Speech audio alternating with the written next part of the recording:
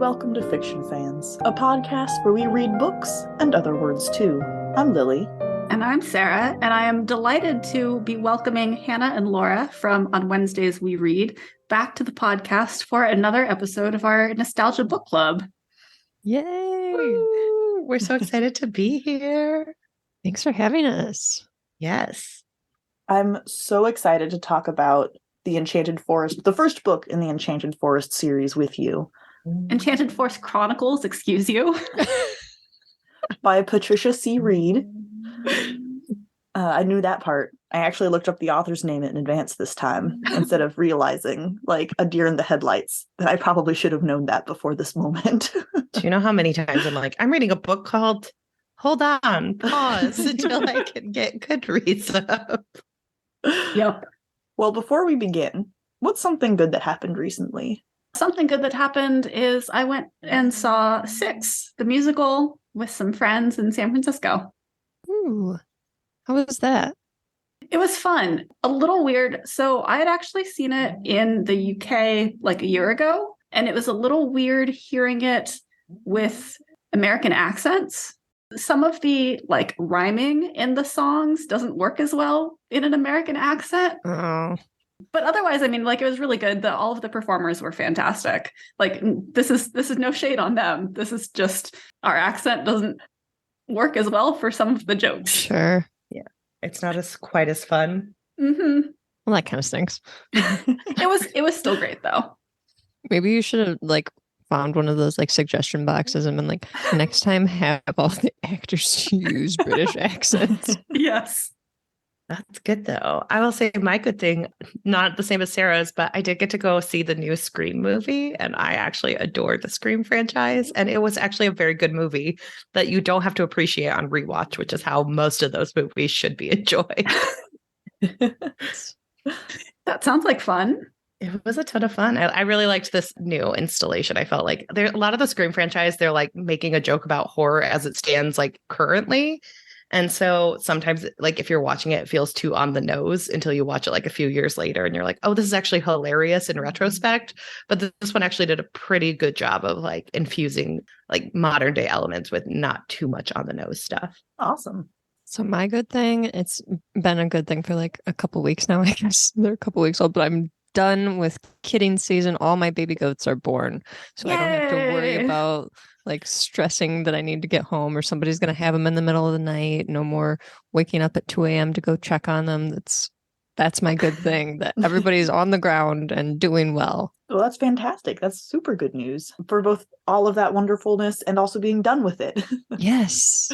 Mine is much less exciting than baby goats, but I planted some lilacs last summer. Hannah's favorite flower is It's my favorite flower. I adore lilacs. Good job. I'm very excited that they're still alive. I did not think they were, because for the last like 6 months, they've just looked like twigs in the ground.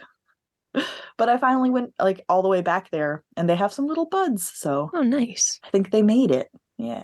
You guys both have green thumbs, though, like, right? Because you both have lots of vegetation outside. Because like I'm terrible at growing things. Well, Sarah has like all the different trees and makes all sorts of like Yes. different things. And Lots of plants, but also lots of dead plants. see, I only have the lots of dead plants. I would like to go to plant stores and stuff, and I'm always like, oh, I could get this one or that one. I don't know why I do that, because I just kill them, and it's not a good decision for me. Yeah, I was very sad because I discovered that one of my Sansevieria, which is an indoor plant, it's a snake plant, one of them had died in the last couple of days. Like, it was doing fine, and then it just tanked. And so I had a funeral for it today. And by that, I mean I tossed it. Yeah. I am much better at outdoor plants than indoor plants. Like, I cannot keep houseplants alive to save my life. But the outside ones, you just got to pick one that's supposed to be there. Sarah, I was hoping when you gave it a funeral, it was like a Viking funeral where you lit it on fire outside. And No. just like said goodbye. I pulled it out and dumped it in the compost. At least you composted it. That's good. Yeah, the soil will be reused. So it, Well, what is everyone drinking this lovely afternoon? For varying degrees of loveliness. I had a chai tea latte from my local coffee shop, and it was very good. I really enjoyed it. It's very cold here today, and it really warmed me up. It was great. Yeah, that sounds like a good drink for cold weather. Yes, it's perfect. I'm drinking cider because Morwen makes cider in this book. Oh, that is true. A bucket full. Or I know, was it was a bowl full of cider. A There are bowl very full of specific cider, yeah. dragon measurements you needed. To be fair, she probably makes non-alcoholic cider, which is not the kind of cider that I'm drinking, but still. Well, it wouldn't be as fun. And she doesn't specify. The book doesn't specify. Maybe she is serving a 16-year-old alcoholic cider. We just don't know. I was mostly drinking Diet Cokes, or I tried an espresso machine for the first time this afternoon because my uncle had an espresso machine. It tasted like coffee. I don't know. I'm drinking Good Earth tea, but to be on theme, the little splash of Fireball. Got some dragon breath in there. I love that you guys are like with the theme. That's amazing. Hopefully no Dragon's Bane in there. Yeah. Maybe it's just delicious for us, though. I'm not a dragon. True. Oh, that's true. Oh, I hate to break this to you, but I'm not a dragon. Shocked. Now you tell us after doing so I many of these am books. I thought so I was shocked. speaking to a dragon. I know. They're Betrayal. making these Zoom filters so much more lifelike. My life is a lie. Well, this is a book podcast. Has anyone read anything good lately? I started reading, what's the title? The Coral Bones by E.J. Swift, I believe is the author. Kind of on the fence about it right now. Mm. I'm not very far in, to be fair. So maybe it gets better. But it's not keeping my attention as of right now. And similar themes to being on this podcast with you guys. I've been thinking about the times we've spent with fiction fans. And I started the audiobook for Just Like Home by Sarah Gailey, and we covered American Hippo with Sarah Gailey. That's the right author, right? I'm not Yes, that is the right author. Yes. So I started the audiobook and I'm listening to their like gothic horror novel. And so far, I mean, it's like the perfect type of audiobook, which is I am terrified of ghosts, but I can listen to audiobooks about ghosts because like there's something about someone reading it to me where it doesn't feel like it's actually real. And so I am enjoying the fact that I can finally listen to a little bit more horror novels lately. That's been fun. But the book is overall fine. Can you listen to horror novels and not read them? Or I can't read them because they freak me out a little bit too much, because a lot of times, like if you're reading a novel, you're like sitting at home alone. And like if I'm sitting at home and there's like nothing playing in the background, I can't have that. Like I just get too freaked out by the silence. But if it's an audiobook form, a lot of times I'm either driving or walking, so I can like almost detach myself against the like scariness of it all. It's a very weird balance. I'm also figuring it out. There's certain ghost things that do scare me, but like if it's a horror gothic novel where it's like she's returning home to a place that is haunted, I'm like, oh well, the chances of me walking into a haunted house are very slim to none, so I'm fine with this. And it feels like I've read so many thrillers of late that sometimes with like a thriller novel, they're all written pretty much very similarly. So sometimes I can handle if there's ghost elements just because I'm like, oh, it's just another thriller. It's just the way they want to have you be shocked. And that's a lot of this book, because like she's returning home and something happened and the entire town hates her, but you don't know why. And the house is probably haunted. And I'm like, well, I mean, this happens a lot in thrillers. This one just happens to have ghosts in it. So the likelihood that this will happen is pretty minimal. So I can read this. But if it's like, I could never watch The Shining. Like for some reason, The Shining freaks me out. But I've been able to do things like read Stephen King's It via audiobook and everything. So I have a very weird threshold for things that terrify me too much. Have you read The Shining? No, I have not read The Shining. I don't think I want to read The Shining. Okay. It's too much. I was just curious because you mentioned the movie being too much. Yeah. I don't know. Maybe next time I come on your guys' podcast, I'm going to be like, I did it. I read The Shining via audiobook. Hannah's just going to become the biggest horror person ever who has been terrified of ghosts since she was 5. Wouldn't that be awesome if you became like a big horror buff and just like out of nowhere? I do think as you get older, you get a little less scared of certain things like ghosts. Like as time has gone on, I feel like my fear of ghosts has dwindled a little bit just because I still technically believe that you could probably have a ghost sighting, maybe. But I think the likelihood I'll have one becomes less and less as I get older. So it becomes less and less scary. Well, I read The Pearl Hunter by Mia T. Beck, and it's a middle grade fantasy novel about 2 sisters who are pearl divers, and one of them goes missing because she is taken by the legendary ghost whale, and her sister goes to save her on a mission and encounters all these different gods and beings. And it's a really sweet book, a coming of age story, and it's about sisters and relationships. It's really cute. I really liked it. That sounds interesting. I like the concept of a ghost whale. Yeah, a lot of the themes and like the gods and the beings were really interesting. Does it pull from a specific folklore or anything, or is it just all over the place? It's all based on like Japanese culture and legends tied in throughout there. So I don't know of any specifics, but it's definitely based in Japanese culture. That was the question I was trying to ask. You Okay. answered my question. Okay, good. I got it on NetGalley. I think it comes out this year. It comes out this year. So everybody check out The Pearl Hunter. I have not read anything but the book we're about to discuss. On that note, So Lily and I are both big fans of the Enchanted Forest Chronicles from like childhood, but this was your first time reading it, right? For both of you? Yes.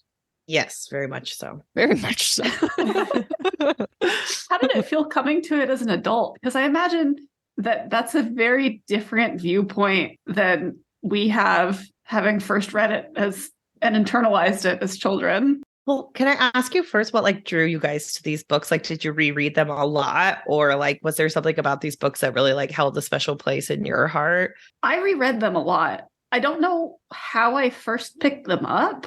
My memory doesn't go back that far, but yes, I read them a lot. I never read anything else by her, though, interestingly enough. Okay. So just this series, though, you've read the whole series? Yes. Okay. I've only read them a couple of times, but there are 2 quotes from this book that have just burned themselves into my psyche. And they're part of me now. What are they? When Cimarine, the main character, the Princess Cimarine, is being reprimanded for not doing things that princesses do. And she says, "But Daddy, aren't I a princess?" And he says, "Why, yes, you are." And she says, "Well, great, I'm doing it. That means princesses do it." I just love that so much. I liked that a lot too. What was the second quote? The quote that Kazul, is that the dragon's name? Yes, Kazul. She can be the king of the dragons because king is a job, not a gender. Mm-hmm. And that was the other thing that like hit me hard. I also liked that the dragons could like choose later on. You could tell like which gender they were based on like their horns, I think, is what they mentioned. But it was something that they got to choose, and they got to a certain point and then they decided what they were going to be. So I did like that. Or sometimes they didn't choose. I think there was that mention. Yeah, I will say coming into this as like a first time reader, I thought it was very funny and very like humorous. And also reading a couple books with you guys, like I haven't really read any Terry Pratchett, but I was like, oh yeah, fans of Terry Pratchett definitely grew up on books like these. Like there's something very like funny and ridiculous about this book that felt Pratchett-esque to me. So I thought about you guys when I was reading it. I'm also visiting my nieces and nephews this weekend. And this was one where I was like, oh, my 6-year-old nephew might actually like find some of the humor in this and the way the princess talks and how she acts. So I liked those parts of it. And I think I just read it more as like oh yeah, if I had picked this up as a kid, this would have been a great story. And I had certain elements of like, oh, how old do you have to be to read this book? Because some of the stuff is very like storybook tropes. So you have to be old enough to know the storybook tropes, but young enough to like really get into the details of this book and have like fun with it. So that's kind of how I came into it. But I did laugh out loud at certain sections. I read a couple of sections, especially her friend's backstory, where she's like, well, the trouble is like, I had this evil fairy come to my christening and she forgot to curse me. And I was like, oh, this is like a very funny section. I really like this. Like, it was very good. I mean, there were a lot of funny moments in this, and I don't know if you would have, maybe you guys did, but I don't know that I would have caught them as a child reading this, where as an adult, I'm reading this, I'm like, okay, that's funny. And you pick up on some of like the coincidences that happen, and you're like, oh, okay. So I did really enjoy that. And also I liked a lot of like the themes that you didn't have to always do things a certain way, that it was okay to like go forth with your own path. And that just because things were traditional didn't mean that that's the way that you had to do them, that you could do things your own way. Also, well, 11-year-old Laura or 10-year-old Laura would have loved all the girl power messaging that you get in this novel. That is quite a lot of it, isn't it? Yes. There's just constantly people telling Cimarine she shouldn't do stuff, and then her going, too bad, fuck you, I'm gonna do it anyway. Yep. It's just not done. Which I really love that. But I did, reading it as an adult, I did kind of get just a little bit frustrated by the way that like Cimarine was so not like the other girls. This isn't something that comes up in her perspective or anything. It's just something that the narrative kind of focuses on, which is probably just because of like the genre and the age range that this book is aimed at. But it did frustrate me just a little bit. I will say I started out not liking Cimarine because I thought she was kind of being a little bit of a brat, where it's along the lines that you're going for, Sarah, where it was just like she was pushing so hard to be not like the other girls that it was almost like, okay, we get it. You're not like the other girls, Cimarine. You've mentioned it 70 times already. So that did get a little annoying.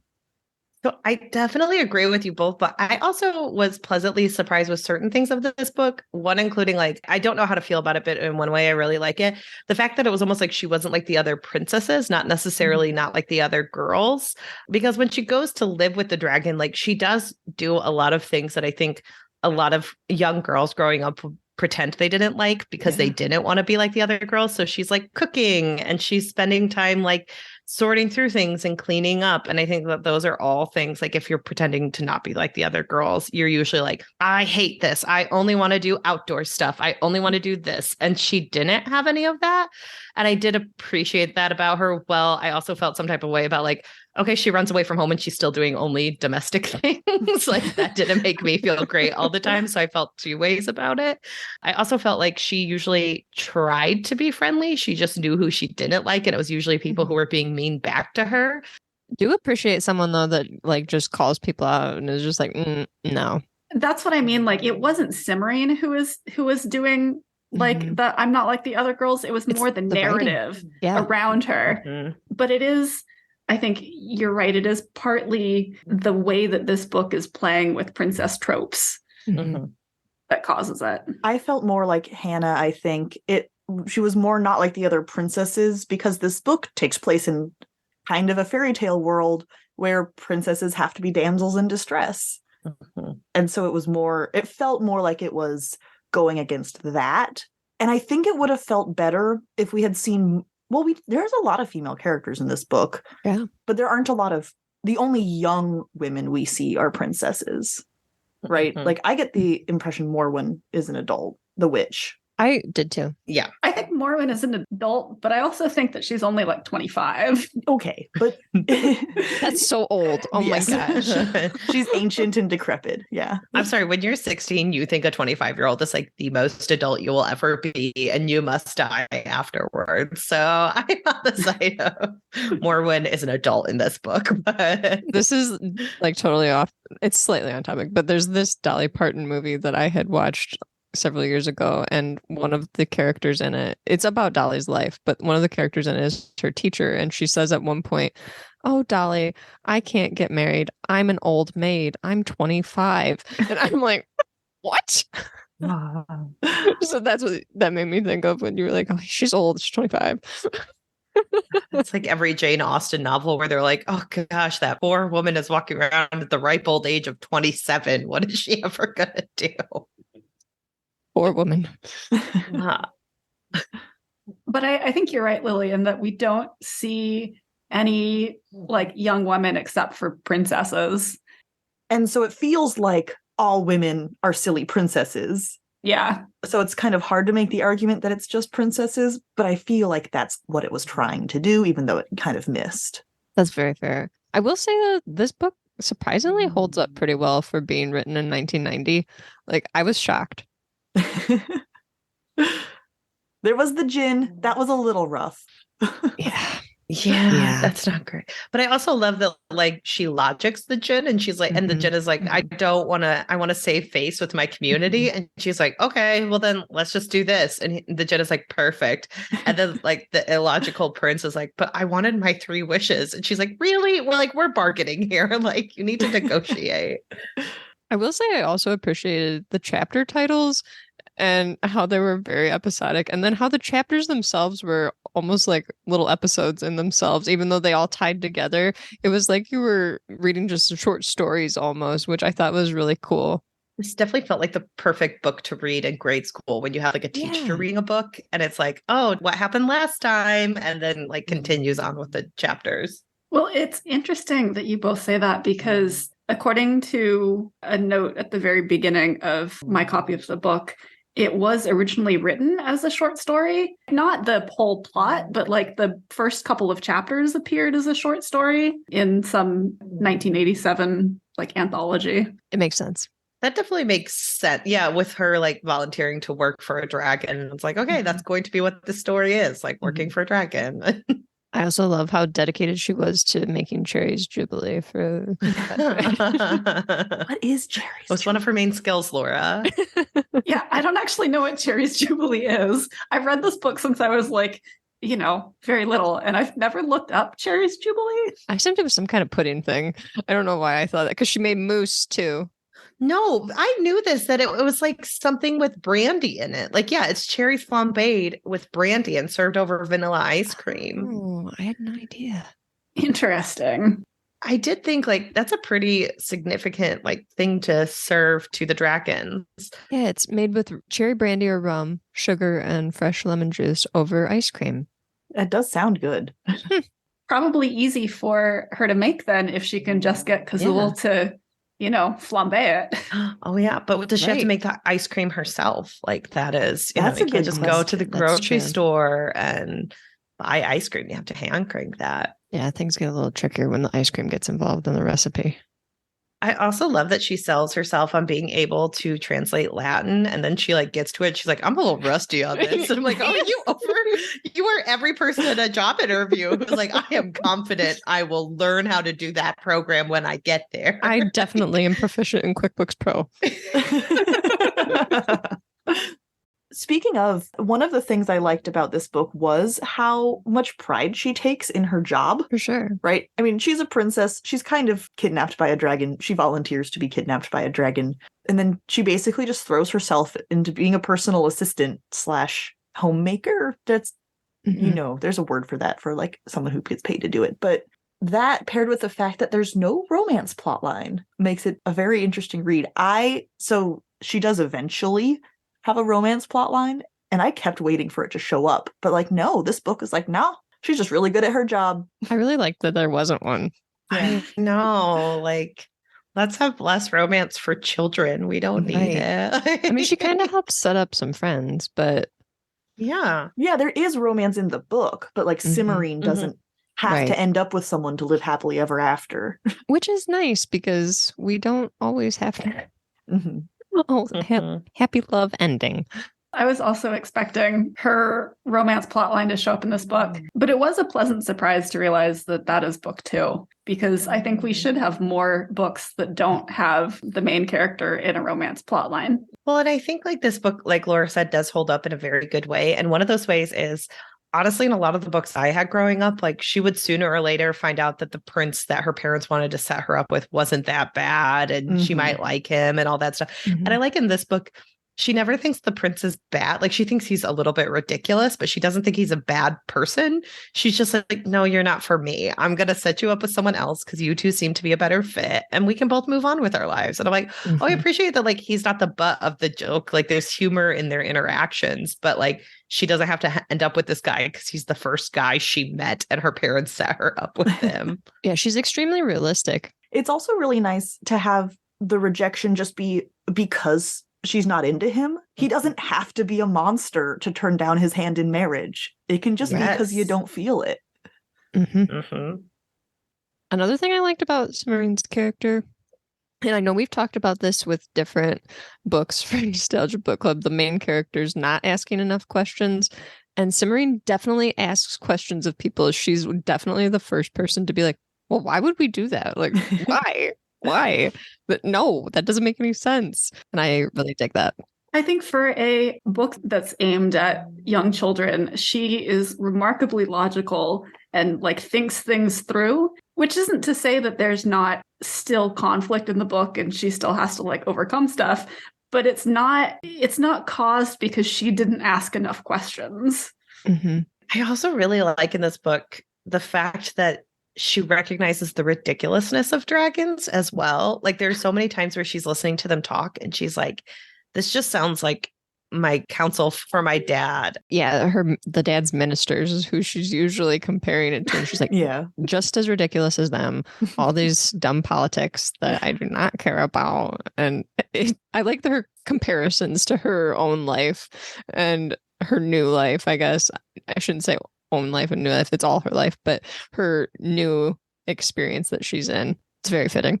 Well, and I think in like weaker books, because I really did like this book, I think in weaker books, they would often be like, oh, the dragons are so much smarter than us. And they're so much more progressed than us. Mm-hmm. And in ways they are, because she has to talk about like, oh, a king is a position. It's not a gendered thing. So in some ways they are progressive, but at the end of the day, lots of them are ridiculous. Lots of them, it's like, oh, well, a princess is a status symbol. So we all fight over them. And here's what we're doing. And you learn who's the new king by flying a rock. Like, there's enough there to have a criticism of dragons and not just like fully accept them. What did you guys all think of the magic system in this? Was it something that you were like, as kids, you were like, oh, I love this? Or because I feel like this is one of those books where there is a magic system that like things are very convenient and they're just explained away so easily that it's just like, oh, we don't have to question that because it's just like, obviously her clothes would be like fancy when she needs them in her closet because dragons have magic like that. And then you're just like, oh, duh, of course. How did you guys think about that when you were kids? I don't think I ever really thought about the magic system itself because that never really gets explained, right? Like it just, we don't really understand the rules of magic in this book, or at least I don't, speaking for myself. I don't either. We know that wizards steal it. Yes, we know that wizards steal it. And I actually really, really like that concept and the way that it plays out. Like you see it a little bit in this first book, but it's kind of an important concept in later books. And I really like the way that is done and like explored. But other than that, yeah, magic kind of just is. Mm-hmm. I did find it highly offensive that they had to re-up their fireproofing spells so often. I was like, I feel like it should last at least a week. Like this seems rude that you guys have to say this limerick like every other hour pretty much. But I think that's because of the strength of what's getting like thrown at them. Like if they were just in danger from regular fire, I feel like it would last longer. Mm-hmm. Campfire is different than dragon fire. Yeah. And it was mostly Eleonora who needed to use it a lot because her dragon was kind of testy for plot reasons. We can spoil it. It's okay. I won't complain. No, people might be offended. Yeah. I found out my version of the book had an introduction by the author, and I didn't realize that this wasn't the first book written for the series. Oh. Wrede actually wrote the fourth book first, which is the last one. Oh. I had no idea until you mentioned that. I didn't either. So that came out in 85. Now I'm like really curious what happens. Yeah, it's her son. So Cimarine does eventually get married. Oh. And actually, I would say each of the 4 books follows a different main character. So like this was Cimarine's book. Book 2 is the king of the Enchanted Forest, whose name I'm missing. No, I don't think book 2 is about him specifically. It just starts with him. All right. It still says Cimarine on the Goodreads, but that could be here, there, or there. I think that book 2 is more equal him and Cimarine than it is just him. All right. Well, they end up getting together, so yes, there is a romance there. The third book follows Morwen. Can I say that? Is it Morwen's book? Mm-hmm. Is it Morwen's book? I don't think it's Morwen's book. Maybe I'm wrong. What happens in the third book? I don't remember what happens in the third book. Pretty sure it's Morwen's book. I can't believe you guys didn't reread the whole series before you came to this podcast. You were unprepared. I did consider it, not gonna lie. And then the fourth book follows their son. It's most of them, like most of the plots say they're from the POV of Cimarine. In the third book, she's flying on a very weird donkey, a flying donkey rabbit. But it does say like Morwen's involved. So maybe that's why you're thinking it's Morwen's book, like it's more about Morwen. I certainly haven't reread it recently, but that's how I remember them in my head. Wikipedia says that it starts with Morwen, but Cimarine eventually goes on like that journey that they all undertake. So Cimarine is important to the plot still. Oh yeah, she's there. Who gets the last stab at the bad guy would be my judge. And I don't remember, so we don't have to keep banging this into the ground, but that would be how I would differentiate it, I think. Yeah, I would still, I think, generally call it a Cimarine book, not a Morwen book. Okay, what about the fourth book? The fourth book is Cimarine's son. Cimarine is a minor part of that. We agree there. So the first one written is about Starfire or something ridiculous, whatever his name is. Yeah. Dawnstar, something.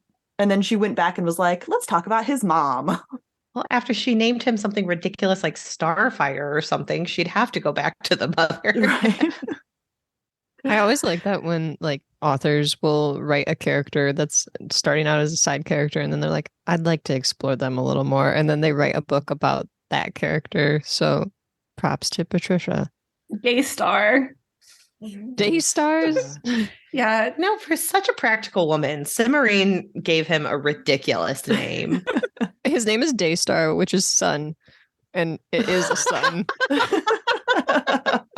Are we not seeing that connection? What did you name your son? Sunny. I named him Sun. I wonder if he has such a ridiculous name because this was written before Cimarine was quite so sensible. She became less sensible as she got older. These books have excellent Goodreads ratings. Like they're all above a 4-star. They really do. I gave this 4 stars. I thought this was a good book. I really like this book. It doesn't have a lot of the pitfalls that I would expect from a children's book written in 1990. And maybe that's me just like keeping that in mind. Like, wow, for 1990, this book really holds up. And maybe I rated it on a curve. I don't know. I mean, if you think about the books that we've read before this, there are less like plot holes and it is more like a pragmatic, straightforward story with like a very pragmatic character. So it's not like the Heartland series where the one sister is screaming at the other one for hating horses. So There's no plot holes in those. This totally holds up. Totally makes sense where they get the money. So the thing that bothered me in the introduction, I'm going to share this quote. Mm-hmm. I already knew the general outline of her adventures, which, again, required someone smart, practical, and sure of herself. Explaining this occasionally confounds people who think that I wrote Cimarine as some sort of feminist statement about what women can achieve. On the one hand, I appreciate that she just wrote Cimarine as a matter of fact, but like also the way that she describes that is pretty gross. That's a little off-putting. I don't. Yeah. It has really strong feminist is a dirty word vibes. Yeah. Yeah. Disappointing. But also, if you remember when this book, like not to in defense of anti-feminism, because absolutely not, but in the 1990s, like feminism as a term had like a very negative connotation. So I could see if you publish a book in the 1990s and people are like, this is kind of like a feminist text, you would probably be like, no, absolutely not. Let your daughters read this. Like, there's almost, you have to push it down a little bit because at the time that was, like there's, if you watch any 90s show, they're always like, I'm not a feminist. I love women. Like, I'm not a feminist. I just think men and women are equal. All right. Yeah, that kind of overtone to it where you're like, okay. Yeah, and like this doesn't ruin the book for me or anything. It's just a little bit like deep exasperated sigh is what that quote brought up. Was this an introduction that was in the book originally, or was it like a new edition that they added this in? It's not in my edition, which is the one that I've had since I was a little girl, the 1992 edition. Interesting. because that's maybe more telling to me that she. The intro is from 2015. 2015. Yeah, that's not okay to me. You know what? I take it back. She it should have feels known worse. better. That feels so much worse now. If it was 1992, fine. Yeah. 2015, no. Bad things are really about to happen soon. So Yeah, I just think that's fascinating. Like Sarah said, I loved how understated the equality was in this book. Like that was one of the things I really enjoy about it. But then hearing that kind of was like, oh no. yeah. Yeah, it's not enough to make me not enjoy these books and like not want to reread them, but definitely enough to make me think, Patricia Reed, not sure if I'm going to go out and look for your other books. Maybe I won't seek you out. Yeah. Did you guys read any of her other series, or was this kind of the main one? I've never read anything else. Like I've thought about reading other stuff by her, but I've just never gotten around to it. Well, now you don't have to. Does she only write young adult? Yeah, it looks like she only writes YA. I was just curious about that. I feel like I've seen The Magician's Ward before. Like that was one of her series. Her Enchanted Forest Chronicles was voted number 84 in NPR's 100 Best Ever Teen Novels list. Well, this is one of the best books we've read for the Nostalgia Book podcast. I will say that. Like for this mini series, this book is by far one of my favorites of all the. We maybe looked into the author too much because now that's a little bit of a downer. But yeah, overall, But that was in the intro. I didn't have to seek that out. Interesting. She also wrote the junior novelizations of Star Wars: The Phantom Menace, Attack of the Clones, and Revenge of the Sith. Ooh, rough gig to have to do. feminist texts. Now those, she's totally with the feminist undertones. Honestly, she's really happy. She distilled the true plot. That seems on par with her introduction. Well, and it's just extra funny. I think that makes me judge her, but it doesn't affect my enjoyment of the books. Same. Yeah. Like I had a couple of notes for where Cimarine uses sexism, like uses that against the person who's judging her, right? Mm-hmm. There are a couple of times in this book where the wizards underestimate her because she's just a silly princess. And so she uses that to like get information out of them or pull one over on them. And I thought like that's just like a very nice way of showing the sexism without having to like point at it and spend 2 pages writing about it like some YA authors do. Have to be like, you are not being fair to me because I am a girl and you are a boy. Oh, we didn't have to actually say that. Well, in Cimarine, it almost like it's one of those things, a lot of books I like where it says more about the people who are having these expectations for Cimarine than it does about Cimarine. She's like, whatever, they're going to think what they're going to think. If they were smart enough, they would figure out that I was doing this to them because I'm not that good at hiding it, but they're too dumb. So I'm just going to let them keep having their expectations. Like, And that's great. So yeah, death of the author. Patricia C. Reed can just do whatever she wants off in not feminist land. keep going on the YA version of The Mandalorian. Just like stay. I really did enjoy, we touched on this, but like I very much enjoyed the tropes they played with the storytelling. Like when they discuss all the princes who get turned to stone because they of course went for the wrong ladle, and it's and Cimarines like, I kind of feel bad you're just leaving them to rot forever, and they're like, no, someone sooner or later comes and fixes it, and then you just have a lot of princes getting out, it'll be fine. And she's like, oh, I feel better now that it seems like it was their choice to do this and they should have known better. And I did like enjoy all of those, like playing with the background on things and how storytelling usually gets told. You get to see like the ramifications of it more than you have to see it happening. I love that the way she figures out how to get to the dragons was by chatting with a talking frog. Just like absolute nonsense. Just throwing that little fairy tale drive by. You get a lot of the like her not being afraid to just like ask questions and her being curious about things and it working out for her. I really think that's a good message where it's just like it never hurts to ask. It never hurts to reach out or be curious about something. If you look into something, a lot of times it really worked out for her. Sometimes it didn't, but most of the time it worked out really well for her if she was curious about something and kind of researched it a little bit. Mm-hmm. Well, it's so funny because she like talks to the frog and she's like, well, are you a prince? He's like, no, but I've met them. They're everywhere. It's just, You pick up a few things. yeah. And like we were saying earlier about her standing up for herself, at one point, Kazul, her dragon, the dragon to whom she is a princess, how that works, is, off in a flurry of activity. And Cimarine is like, no, stop and explain this to me. I don't get it yet. You're not done here. She's a little nicer than that. But I really appreciated her like advocating for herself. Sure. Yeah. I also love that like when Kazul tries to go off and do stuff but is not actually like well because Kazul is ill, she's like, no, Kazul, you just take it easy. I'm gonna go and do this stuff for you.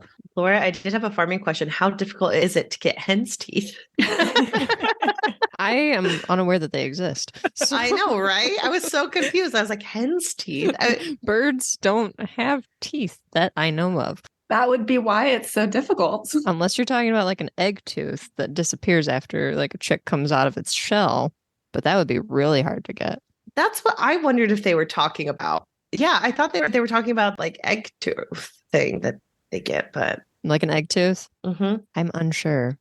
I found the quote. When she says she can't find hen's teeth, Morwen suggests substituting snake fingernails or the hair from a turtle's egg. So these are just non-existent things. I think they're just silly. I guess we're not going to be able to do a fireproofing spell ourselves then. Do you think that was the point? She didn't want a bunch of kids to run out and try to do a fireproofing spell? Actually, that might be part of the consideration there. That is, I never thought about that, but you're very right, Lily. Like that's definitely why she tried to make sure these didn't work. Yeah. As a child, my sisters definitely like ran their finger through a flame to like show me that you wouldn't burn yourself. And then you try to do it and you're like moving too slowly and you definitely burn your fingers. So, Mm-hmm. Maybe they used hen's teeth first. You don't know. oh my gosh. Maybe they said they put on some of that fever tree or what was it? It was feverfew, but it was always wet on me. And that's why I couldn't do it properly. Mm-hmm. I will say something that I appreciated about Kazul also was that Kazul was very willing to like be like, hey, is there anything you need for the kitchen? I'm going to run out and grab some things and I'll pick them up for you. Rather than just being like, do it yourself. You're the princess. You're here all day. Like, get it yourself. And I really appreciated that helpfulness. It felt more like a partnership. Mm-hmm. Right. Well, I also felt like Kazul was just happy to get what she could because she was just like, you know what? Lots of princesses are useless. And we ask them to do these things and then they don't do them. So like, if you're willing to work for me, I'll work with you. You make really good cherries jubilee. Yeah. Although, given that Cimarine says she can basically only make cherries jubilee and mousse, yeah, I kind of wonder what she needed all of the pans and pots for. I mean, there was mass quantities though, because she said that there was like buckets, like a little over a bucket that she was going to have to serve to all of them when they all came over. Yeah, she had to make a lot of cherries jubilee for that party, or mousse for that party. Mousse, yeah. Well, I think she was in her cooking era where she's like, I'm trying to do all these different recipes. And because we'll just chill with me trying them out. So why don't we work on this together? She's like me with Pinterest. I finally have the opportunity to like try these now that I'm not at home being forbidden.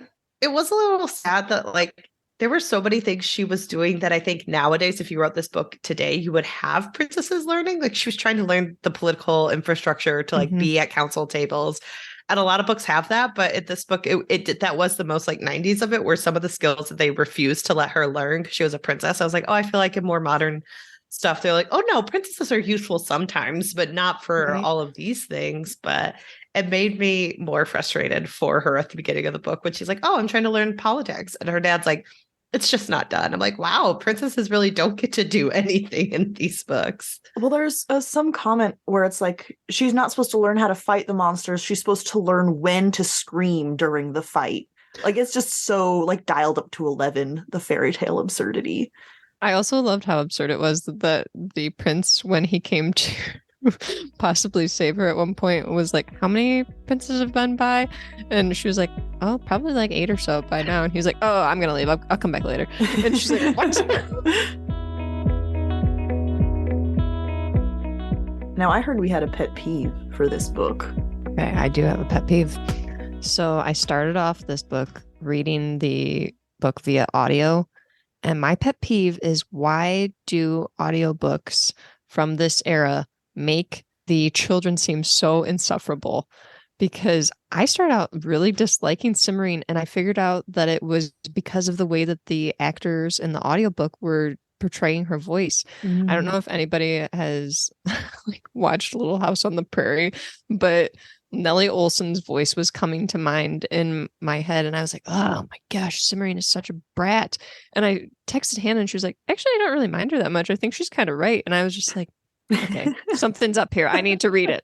So then I switched to the ebook, and I really liked her. She had been listening to the audiobook for the first 30 pages, and I was like reading it around the same time. So she texted me and she was like, we're supposed to hate the main character, right? She's such a brat. And I was like, I hope not. Like, I was like reading it thinking like, she's actually really fun. Like, I thought I liked her. So... Here's my pet peeve though. I think that these audiobook narrations of this time are geared towards adults and kind of like making the kids think, no, the adults are right. You should want to do things the proper way. And Cimarine is bad. Like, I am annoyed by how they portray her. So I guess that's my pet peeve, that portrayals of young children in these audiobooks are not exactly the way that they should be. Laura, can you mimic the voice for us on this podcast right now? I don't know if I can. It's like very high pitched and kind of whiny. And you listened to a little bit of it, didn't you, Hannah? I ended up not being able to log into your Libby, but okay. I might be able to play a sample. It's play towards the beginning, because it has like the music in the background and everything, but there's so many times where like her dad will talk to her and be like, oh, well, that's just not the proper way to do things. And she's like, well, I'm not a proper person. And it's like, what? Why? Why do you gotta react like that? That sounds horrible. It was kind of bad. Laura was team king and queen at the beginning of this novel, guy. I was. She's like, listen, just stop trying to practice fencing and stop being such a brat. Maybe they'd let you do stuff. I stopped listening to the audiobook a little over halfway and just went back and read the ebook. I enjoyed it so much more. It was a very enjoyable book. There was a great deal of etiquette, from the proper way to curtsy before a visiting prince to how loudly it was permissible to scream when being carried off by a giant. Linderwall still had an occasional problem with giants. Cimarine found it all very dull, but she pressed her lips together and learned it anyway. When she couldn't stand it any longer, she would go down to the castle armory and bully the armsmaster into giving her a fencing lesson.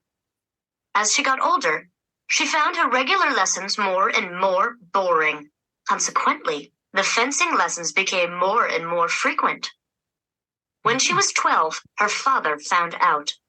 Fencing is not proper behavior for a princess, He told her in the gentle but firm tone recommended by the court philosopher. Cimarine tilted her head to one side. Why not? It's simply not done. Cimarine considered. Aren't I a princess? Yes, of course you are, my dear. Said her father with relief. He had been bracing himself for a storm of tears. I don't know. She doesn't sound too annoying yet. Maybe it's me listening to it sped up. Oh. I actually think the narrator is more annoying than Cimarine. Maybe it is the narrator. Yeah, that narrator was terrible. I did not like the way she was talking. Yeah. When she couldn't bear her lessons any longer. Maybe it was the narrator that I don't know. For some reason, I was thinking it was off-putting. Well, then you had that weird man coming in. Why did they always have like different? Oh, he sounded so bored. Yeah, like it's simply not done. And I'm like, why? Yeah, why do you have to have different voices for this? A lot of children's audiobooks are like that, where they have all the actors. I think it's interesting Weird. that we don't talk about audiobooks like adaptations the same way we do for other formats. Mhm. But especially if it's dramatized like that, that's an adaptation, and the choices Yeah. they make matter so much. They do matter because, Yes, like they I do. said, I hated this book for a while. Or Laura. Well, I'm glad it turned out to just be the audio version that you didn't like. Yeah. Well, we had this problem with the Badger book, as Laura so lovingly calls it, where we both listened to the audiobook and the adaptation was like terrible for us because it's just like, it's bombs. And it's like the inflection is just not what you want to listen to in your ears. So there is something about like children's books where adults just don't like the audio. They're overly dramatic. Yeah, we don't like the audio narration. Apparently we don't understand, like, as children, how to pick up on tones or tenses of anything. So we have to like be like, what? Instead of just like, what's that? So Laura would like it on record. Her pet peeve is the children's audio medium. Children's audiobooks. My pet peeve is children's audiobooks, I guess. I'm going to retract my statement from earlier and say it wasn't Cimarine. And after some research that we've done, it's just children's audiobooks. But no, overall, I really like this book, guys. Thank you for suggesting it. Yeah, I'm so glad that it ended up working out for you. Me Sorry you had a too. rough start.